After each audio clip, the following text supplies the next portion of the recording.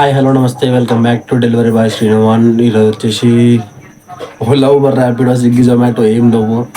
Almost 1 week అవుతుంది డ్యూటీకి పోలేను. Last video వచ్చి మనది లాంగ్ రైడ్ వీడియో ఉండే. దాని తర్వాత ఒంట్లో బాగాలేకుండే సిక్ అయినా ఇంటికన్నా ఉన్నా.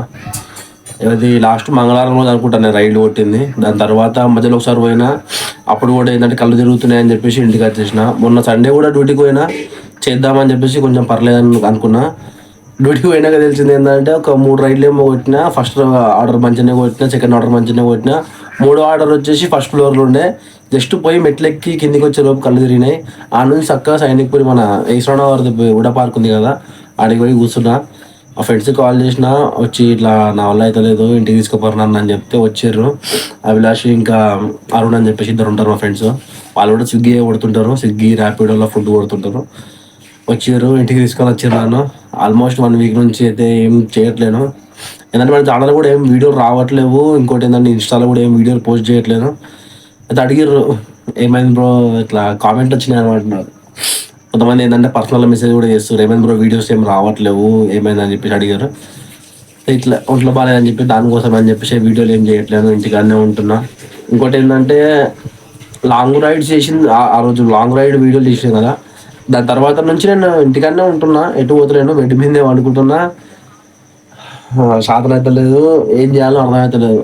సో ఇట్లా సర్ది దగ్గు హెల్డేక్, నాకు ఏం చెప్పాలో కూడా అర్థమవుతలేదు. ఇంటికాడనే ఉంటున్నా. ఇవాళ కూడా వీడియో ఎందుకు ఇస్తున్నా అంటే కొంచెం పర్లేదు, ఇవాళ ఒక 80% వరకు అయితే క్లియర్గా ఉన్నా. హాస్పిటల్ పోయిన తర్వాత అయితే కొంచెం పర్లేదు, మంచిగా అనిపించింది. ఈ వారం రోజులు ఇంటికాడ ఉన్నాం అయితే నిజంగా, అంటే రోజు మనం బయటికి పోయి తిరిగేసి పని చేసుకుంటుంటాం కదా, వారం రోజుల నుంచి ఇంటికాడ ఉండాలంటే మంచిగా అనిపిస్తలేదు. ఎందుకంటే మనం ఉదయాన్నే లేవగానే బయట తిరుగుతూ ఉంటాం.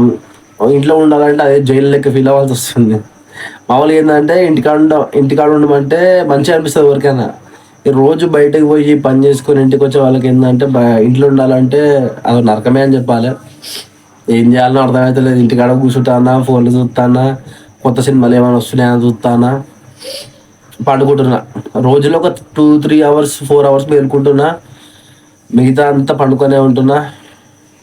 ఇప్పుడు అది ఉల్టా అంటే ఇన్ని రోజులు బాగా కష్టపడ్డాం కదా, ఎండలా వాడలా, ఇంకా బ్యాక్ పెయిన్ ఒకటి, దానివల్ల కూడా నేను ఇంకా డ్యూటీ చేయలేకపోయినా.